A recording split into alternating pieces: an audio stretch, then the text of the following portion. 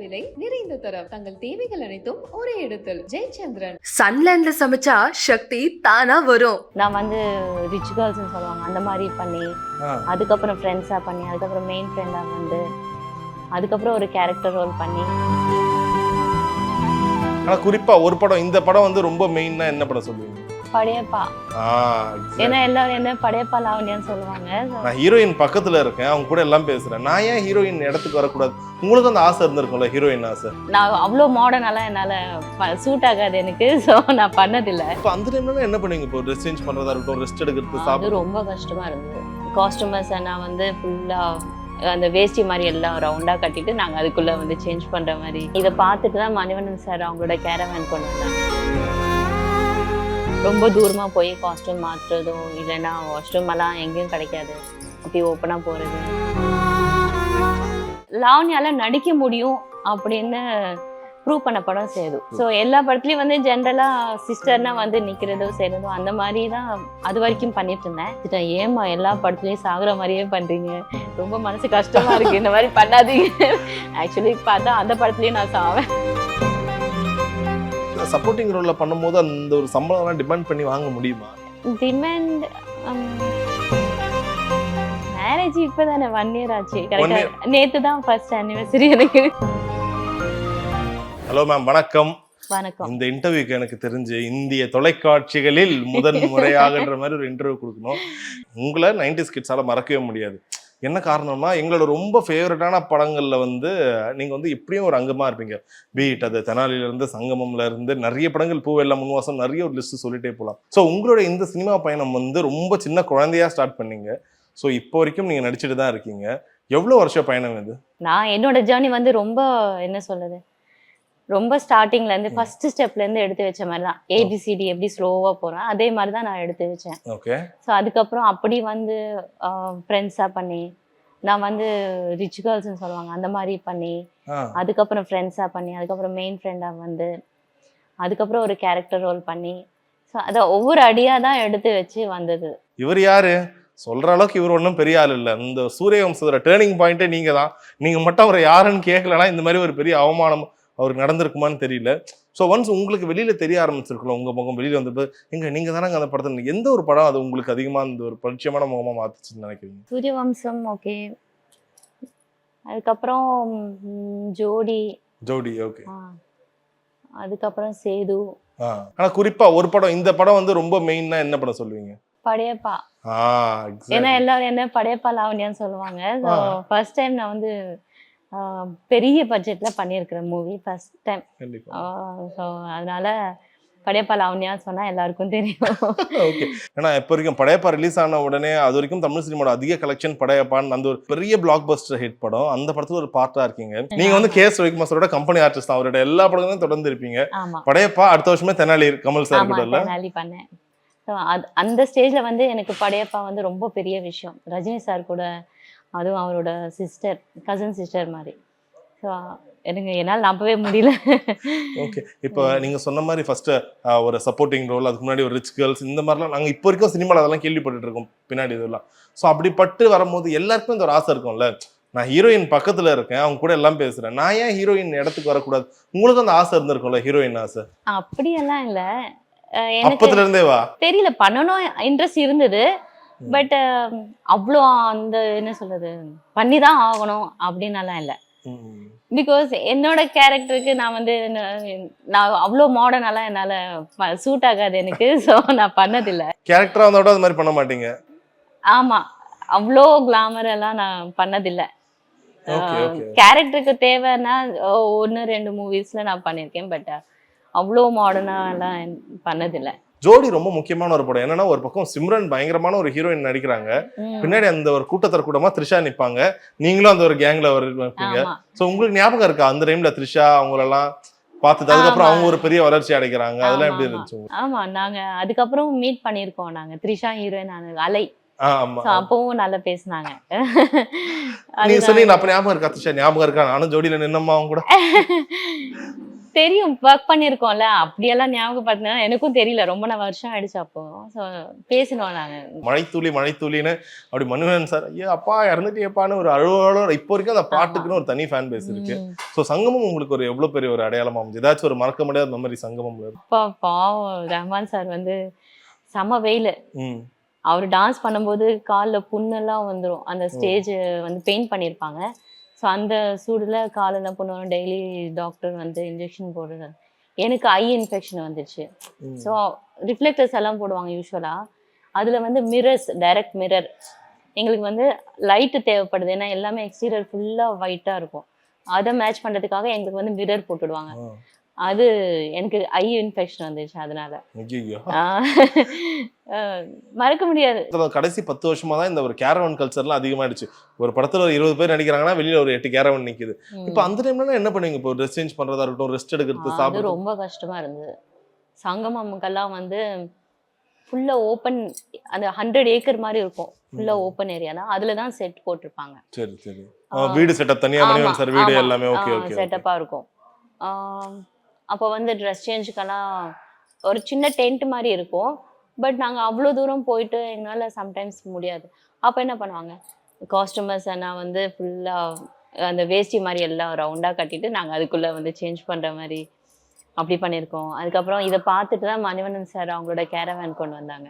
அவர் தான் அப்போதான் கேரவேன் எடுத்துட்டு வராரு. ஆமாம் அவங்க லேடிஸ் ரொம்ப கஷ்டப்பட்டாங்கன்னு சொல்லி தான் அவர் கொண்டு வந்து அதுக்கப்புறம் தமிழ் சினிமால கேரவன் வந்ததுக்கு நீங்களும் இது ஒரு வகையில காரணமா இருந்திருக்கீங்க. ஆமா. ஏன்னா எப்படி இருந்தாலும் இப்ப அவரு போர்ஷன்னா உங்களோட போர்ஷன் தான் கண்டிப்பா நடந்திருக்கும் அந்த இடத்துல எல்லாம். ஆமா. ஓகே. அந்த படம் இல்லாம மத்த படங்க நிறைய ஃபாரஸ்ட்ல எல்லாம் போயிருப்போம். ரொம்ப தூரமா போய் காஸ்டியூம் மாத்துறதோ இல்லைன்னா வாஷ்ரூம் எல்லாம் எங்கேயும் கிடைக்காது. அப்படி ஓப்பனா போறது நாங்க பயந்துட்டே ஃபர்ஸ்ட் கீழே தான் பார்ப்போம், எங்க பாம்பு இருக்கு எங்க தேல் இருக்கு. இப்போ வரைக்கும் பாலா சார் படமா ஐயோ அவர் நடிச்சு அடிப்பாரோன்ற மாதிரிலாம் கேட்குறாங்கல்ல. உங்களுக்கு சேது முதல் படத்துல அது ஒரு முக்கியமான ஒரு சீன்ல வருவீங்க. ஸோ உங்களுக்கு எப்படி இருந்துச்சு? முதல் முறையை எப்படி ஒத்துக்கிட்டீங்க? இப்போ பாலான்னு ஒரு புது இயக்குனர் வர்றாரு. அப்படி நான் புது டைரக்டர்ஸ் அதெல்லாம் பார்க்க மாட்டேன். என்னோட கேரக்டர் நல்லா இருக்கா அப்ப பாப்பேன். ஞாபகம் இருக்கா மனுஷா ஒரு சரியா உதவி? ஆமா. ஒரு வாட்டி சொல்லி காட்டுங்க உங்களோட ஃபேவரட் டைலாக்னா என்ன? இப்ப வெளியில யாராச்சும் பாக்குறாங்க, பார்த்துட்டு மேடம் நீங்க இவ்வளவு படம் நடிக்கிறீங்க, ஏதாச்சும் ஒரு டைலாக் என்கிட்ட பேசி காட்டுன்னு சொன்னா நீங்க என்ன டைலாக் பேசி காட்டுவீங்க? கெட்ட பழக்கம் என்னன்னா அதுக்கு முன்னாடி என்ன பேசினேன்னா எனக்கு ஞாபகம் இருக்காது.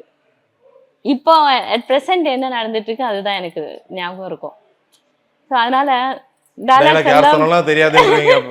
அதுவும் அது வந்து அந்த பிராமின் லாங்குவேஜ் எனக்கு சுத்தமா வாயிலே வரல. எனக்கு ஏதோ கொஞ்சம் அட்ஜஸ்ட் பண்ணி சொல்லிட்டேன். லாவண்யால நடிக்க முடியும் அப்படின்னு ப்ரூவ் பண்ண படம் சேது. ஸோ எல்லா படத்துலயும் வந்து ஜென்ரலா சிஸ்டர்னா வந்து நிக்கிறதோ செய்யறதோ அந்த மாதிரி தான் அது வரைக்கும் பண்ணிட்டு இருந்தேன். சேது வந்து என்னால ஓகே இந்த பொண்ணு நடிக்க முடியும் அப்படின்னு ஒரு ஐடென்டிஃபிகேஷன் கொடுத்த படம். ஆக்சுவலா இப்ப நீங்க சொன்ன மாதிரி அதுவும் கிட்டத்தட்ட ஏதோ ஒரு இடத்துல ஒரு வழி தானே. இப்போ ஒரு படத்துக்கு நடிக்க கூப்பிடுறாங்க, நீங்க என்ன நினைப்பீங்க? ஓகே நம்ம இன்னைக்கு ஒரு சூப்பர் டைலாக் வரப்போகுது, பயங்கரமா பர்ஃபார்ம் பண்ணும்போது நினைக்கும் போது லாவண்யா நீங்க வாங்க இந்த ரியாக்ஷன் மட்டும் கொடுங்க, ஹீரோயின் பேசுவாங்க அதுக்கான ரியாக்ஷன் கொடுங்க, ஹீரோ பேசுவார் அவரை பார்த்து ரியாக்ஷன் கொடுக்கும் போது அப்ப எனக்குன்னு இல்லையான்ற மாதிரி ஒரு கொஸ்டின் மார்க் எப்பாச்சும் அந்த ஒரு வருத்தம் உங்களுக்கு இருந்திருக்கா? நான் பூல உன்வாசத்துல வந்து ஆக்சுவலி அது ஒரு நல்ல கேரக்டர். ஓகே. ஸோ ஹீரோ ஹீரோயினை வந்து சேர்த்து வைக்கிற மாதிரி அப்படின்ட்டு தான் கமிட் பண்ணாங்க. பட் ஃபைனலாக என்ன அதை கொஞ்சம் மாறிடுச்சு, ஸ்டோரியோ சம்திங் ஏதோ மாறினதுனால எனக்கு எதுவுமே பேசுறதுக்கோ எதுவுமே இல்லை அந்த டைமில். அப்போவே நான் வந்து கொஞ்சம் நல்ல கேரக்டர்ஸ் பண்ண ஆரம்பித்தேன். அதனால அந்த படத்தில் கொஞ்சம் ஃபீல் பண்ணேன். பட் ஸ்டில் அதுவும் நல்ல ரெகக்னிஷன் கிடைச்சது. ஆமா அந்த ஸ்டெப் பயங்கரமான ஃபேமஸ் ஆச்சு. சரி ஓகே, அதுக்கப்புறம் திருப்தியா இருந்தது. ஓகே, யாருமே வந்து என்ன சும்மா நிக்கிறேன் அப்படின்னு கேட்கல. அது நல்லா இருந்தது. அந்த சாங்ல ஸ்டெப் பண்ணது நல்லா இருந்தது. ஓகே. எப்பவுமே சினிமால இருக்கவங்க சொல்லுவாங்களா ஒன்ஸ் இப்போ நீங்க அப்போதுல 90s இருந்தே நடிச்சிட்டு இருக்கீங்க. ஸோ ஆல்மோஸ்ட் லைக் ஒரு கிட்டத்தட்ட ஒரு 25 வருஷத்துக்கு மேலேயான ஒரு எக்ஸ்பீரியன்ஸ். அப்புறம் போது உங்களுக்கு எந்த ஒரு டைம்ல வந்து சினிமா ஓகே அடுத்து ஒரு கல்யாணம் பண்ணலாம், ஸோ இந்த மேரேஜ் அது எப்போ நடந்துச்சு? அந்த டைம்ல மேரேஜ் இப்பதானே 1 year ஆச்சு. நேத்து தான் ஃபர்ஸ்ட் anniversary எனக்கு. ஓகே. எதனால அது தள்ளி மேரேஜால இது? நான் ஆக்சுவலி செட்டில் ஆயிடலாம் அப்படின்னு தான். மேரேஜ்க்கு அப்புறம் நடிக்க கூடாது. செட்டில்மெண்ட்னா இப்போ நம்ம வாழறதுக்கு எவ்வளவு வேணும் அவ்வளோ இருந்தா போதும். ஸோ லக்ஸரி அப்படியெல்லாம் எனக்கு விருப்பம் இல்லை. I'm not a party girl. இப்போ நான் இன்டர்வியூ எடுக்கிறதாலே கேட்குறேனே, இப்போ தெனாலியில் வந்து அந்த கமல் சாரை நீங்கள் இன்டர்வியூ எடுக்கிறது வந்து ஒரு பக்கம் உங்களை கிண்டல் பண்ணிட்டு அதுக்கப்புறம் பயங்கரமாக அழுவார். ஸோ அது செம்மையா இருக்கும். உங்களுக்கு பர்சனலாக எப்படி இருந்துச்சு? அவ்வளோ கிட்ட நெருக்கத்தில் அவர் அந்த லாங்குவேஜ் அவ்வளோ பெருசாக பேசிட்டு அவர் அழும்போது? சார் ஆக்ட் பண்ணும்போது ஸ்க்ரீன்லயே தெரியும், பிளாங்கா நான் இப்படி பார்த்துட்டே இருப்பேன். அவர் அப்படியே நாங்கள் மறந்துடுவோம் எங்களை, அப்படியே அந்த ஸ்க்ரீன்லயே தெரியும். அந்த மூவிலே பார்த்தீங்கனாலே தெரியும், அப்படியே பார்த்துட்டே தான் இருப்போம். எங்களோட நடிப்பை மறந்துடுவோம், இது பண்ணணும் அது பண்ணணும். ஸோ இப்போ இதுக்கு நடுவில் வந்து இன்னும் முக்கியமான ஒரு படம் சுந்தரா டிராவல்ஸ்னு ஒரு படம். அதுல ஒரே சீனு ஓஹோன்னு வாழ்க்கைன்ற மாதிரி அது பயங்கர பிளாஸ்டா இருக்கும். சோ அந்த சீன் நீங்க கூட நினைச்சு பாத்துருக்க மாட்டீங்க, இந்த அளவுக்கு பயங்கரமா ஃபேமஸ் ஆகணும். சோ அதோட மறக்க முடியாத நினைவுகள் ஏதாச்சும் Sundara travels? Vadivel sir obviously, அவர் பேசினாலே சிரிப்பு தான் வரும். ஆனா அதுல முரளி சாரும் சேர்ந்து பயங்கரமா பண்ணிருப்பாரு. ஆமா ஆமா, முடியாது இது ஒரு மெகா சீரியலா மாத்துங்க நான் பேச போறேன். அதுவும் பண்ணியே போச்சு, ஒரே ஒரு நாள் தானே ஒர்க் பண்ணோம். ஓகே, ஒரே நாள் தான். சோ இப்ப வழக்கமா கூப்பிடுவாங்களே, இப்ப டைரக்டர்ஸோ இல்ல ப்ரொடக்ஷன் சைட்ல இருந்து உங்ககிட்ட பேசுறாங்க, இப்பயே நான் கேக்குறேனே, அப்படி பேசும்போது ஷூட்டிங் இருக்கா? ஓகே இருக்கு. எத்தனை நாள் இருக்குங்க மேம்? ஒரு நாள் 1.5 நாள்னு சொல்லுவாங்க. உங்களோட ரியாக்ஷன் எப்படி இருக்கும் ஆக்சுவலா? இப்போ அது மாதிரி சொல்லும்போது கேரக்டர்லாம் எதுவுமே சொல்ல மேம், ஒரு 1.5 நாள் ஷூட் மட்டும் இருக்கும் அப்படி சொன்னா வாட் வில் பி ரியாக்ஷன்? இல்ல, நான் கேரக்டர் தான் மெயினா கேட்டுப்பேன். சரி, அந்த கேரக்டர் எப்படி ரீச் ஆகும்? ஒரு நாளோ 6 நாளோ இப்ப 2 நாள் சொல்லி கூப்பிடுவாங்க ஒரு கேரக்டருக்கு. நான் அது வந்து ஒரு 2 ஹவர்ஸ்ல முடிச்சு கொடுத்துட்டேன். அவங்களுக்கு பயங்கர சந்தோஷம். அவங்களுக்கு பேமெண்ட் 2 நாளைக்கு கணக்கு கொடுத்துருவாங்களா? ஆமா, நல்ல விஷயமா இருக்கீங்க. அது 2 நாள்னா அது பேக்கேஜா பேசுவாங்க. அந்த மாதிரி 2 ஹவர்ஸ்ல முடிச்சு கொடுத்துட்டேன். அவங்களுக்கு இன்னும் என்ன சொல்றது, சேவ் பண்ண மாதிரி ரொம்ப சந்தோஷம். எனக்கும் சந்தோஷம் தான், சீக்கிரம் முடிச்சு கொடுத்துட்டேன் அவங்களுக்கு. உங்களுக்கு எனக்கு தெரிஞ்சு எப்படி தெரியுமா, ஷூட்டிங் சீக்கிரம் முடிங்க நான் வீட்டுக்கு போனாங்க அந்த மாதிரியா நீங்க? ஆமா, ஹோம் சிக் தான். ஓகே, எனக்கு நிறைய பேர் சொல்லியிருக்காங்க, இப்போ மெயின் ரோல்ஸ்னா மிஞ்சி போனா 5 years 10 years. அதுவே கேரக்டர் ஆர்டிஸ்ட்னா எங்களுக்கு வந்து ஆச்சி அம்மாவை தான் எக்ஸாம்பிளா சொல்லுவாங்க. ஸோ அவங்க வந்து நடிச்சுட்டே இருந்தாங்க டில் டெத். ஸோ அதே மாதிரி தான் கேரக்டர் ஆர்டிஸ்ட்னா அவங்களுக்கு வந்து டில் டெத் அவங்க வந்து நடிச்சுட்டே இருக்கலாம். உங்களுக்கு ரொம்ப ஃபேவரட்டான ஒரு கேரக்டர் ஆர்டிஸ்ட்னா இவங்க எனக்கு ஒரு பெரிய எக்ஸாம்பிள் ஆச்சி அம்மா, மனோரமா. சூப்பர். நீங்க ஒர்க் பண்ணிருக்கீங்களா அவங்க கூட? பெரியார், பெரியார்ல பண்ணிருக்கேன். Super super. ஏன்னா நிறைய முக்கியமான படங்களோட பார்ட்டா இருந்திருக்கீங்க நீங்க உண்மையிலே. ஸோ அப்படி சொல்லுவோம், இப்போ அஜித் சாரோட கரியர்ல ரொம்ப முக்கியமான படம் வில்லன்.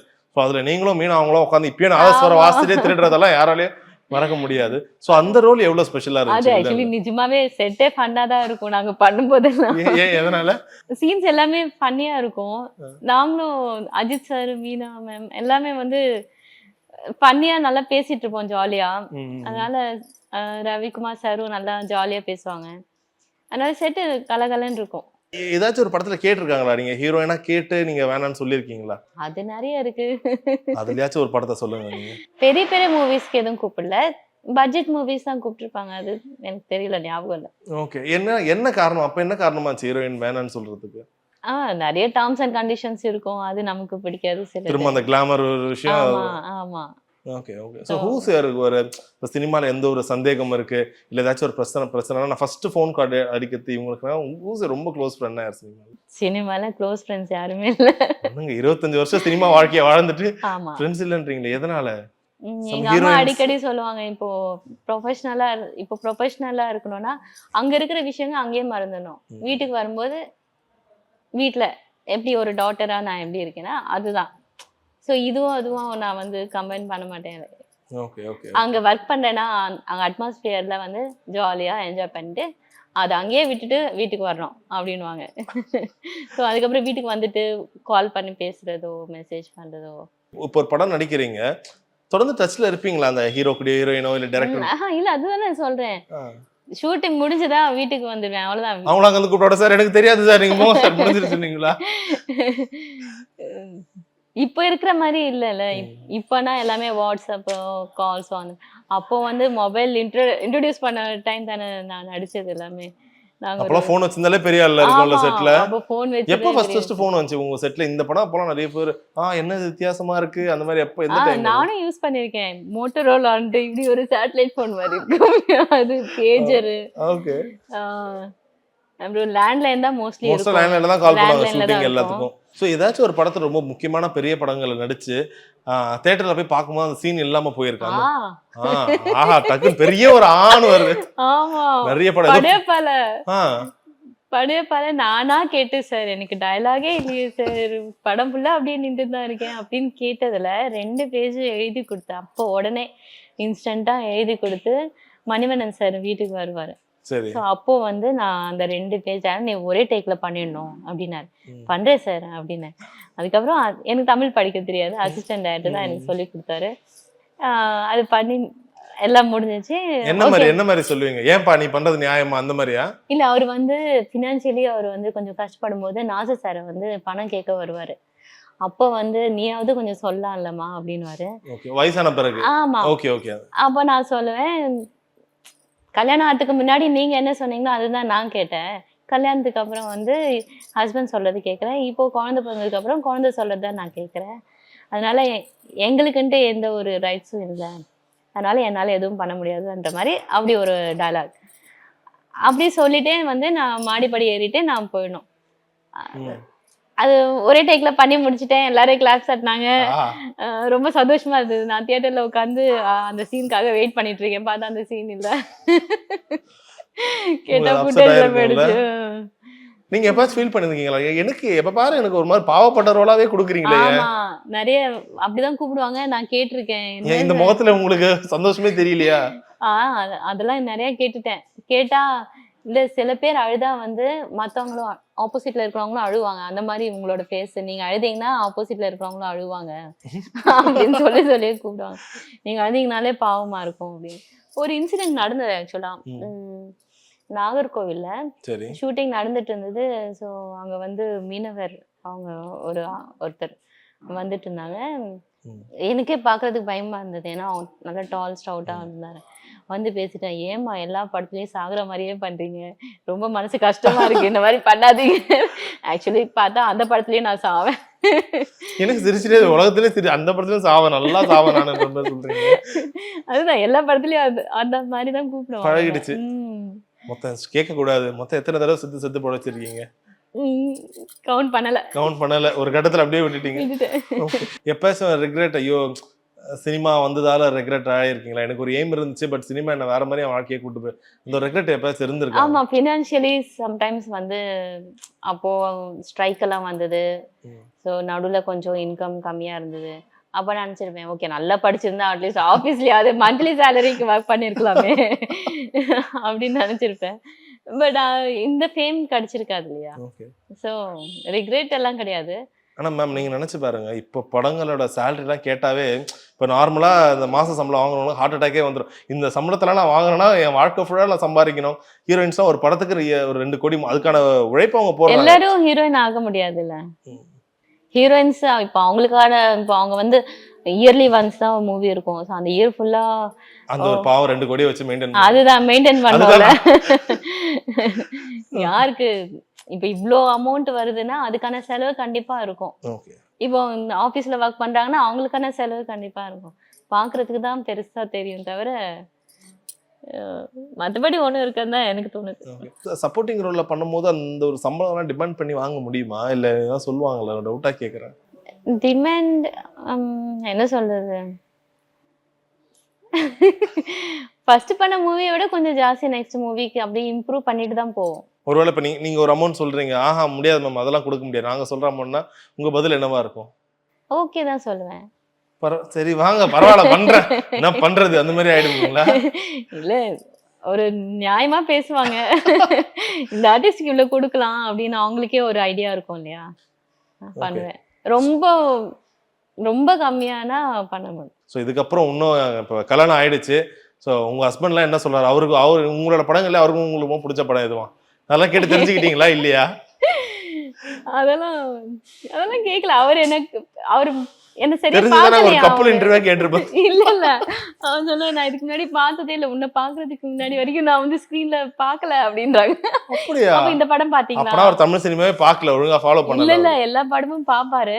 அவர் வந்து மெயின் கேரக்டர்ஸ் யார் வராங்களோ அதுதான் பாப்பாரு. என்னங்க நியாயமா இருக்கு. அவர் வில்லன் படம் பாத்துர்க்காரா இல்லையா? அதுதான் சொல்றேனே, அவர் அஜித் பாப்பாரு. சாரே பாப்பாரா? எல்லா படமும் பாப்பாரு. ஆனா அந்த மெயின் ரோல்ஸ் யார் யார் வராங்களோ மெயின் ஹீரோயின்ஸை மட்டும் தான் கான்சென்ட்ரேட் பண்ணாரு. பக்கத்துல யாரும் வராங்கன்னு பார்க்க மாட்டாரு.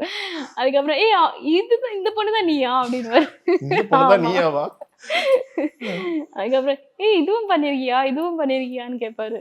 ஓகே, அவரு ஆச்சரியப்படுறாரு இப்பதான் ஒரு படமாக்கி பார்த்து. Okay, super. அவருக்கு ஒரு ப்ரௌட் ஃபீலிங் தான், என் வைஃப் வந்து இவ்வளவு படங்க பண்ணியிருக்காங்க. ஓகே, சோ எப்படி போயிட்டு இருக்கு கல்யாண லைஃப், எப்படி இருக்கு? ஏன்னா எப்பவுமே நீங்க ரொம்ப நாளா சினிமா அந்த ஒரு பிஸி லைஃப்ல இருந்து இப்போ marriage life, how happy you are? ஆமா, very happy. So I missed அப்படின்னு தோணுச்சு இத்தனை வருஷங்க. பட் ஸ்டில் நல்லா போயிட்டு இருக்கு இப்போதைக்கு. சூப்பர், டச் கண்டிப்பா டச். சோ நாங்க இதை அப்படியே போடலாம். 25 வருடத்தில் முதல் முறையாக இன்டர்வியூ கொடுத்த லாவண்யா. சோ உங்களுக்கு ஃபைனலா என்ன ஒரு ஆசை? ரொம்ப நாளைக்கு அப்புறம் இந்த இன்டர்வியூ கொடுத்துருக்கீங்க, அதனால சொல்லாத ஒரு விஷயத்த சொல்லி நீங்க முடிக்கணும். ரொம்ப சந்தோஷமா இருக்கு. ஸோ என் ஜேர்னி வந்து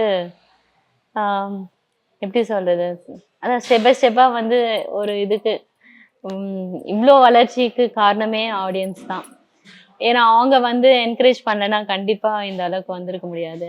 அவங்க விரும்பி பார்க்கறதுனால தான் வந்து எங்களையும் எல்லாரும் வந்து கூப்பிட்டு சான்சஸ் கொடுக்குறாங்க. ஸோ ஆடியன்ஸ்க்கு எல்லாருக்கும் ரொம்ப நன்றி. எல்லா டைரக்டர்ஸ்க்கும், கேமராமேன்ஸ் அண்ட் எல்லா டெக்னீஷியன்ஸ்க்கும் ரொம்ப நன்றி.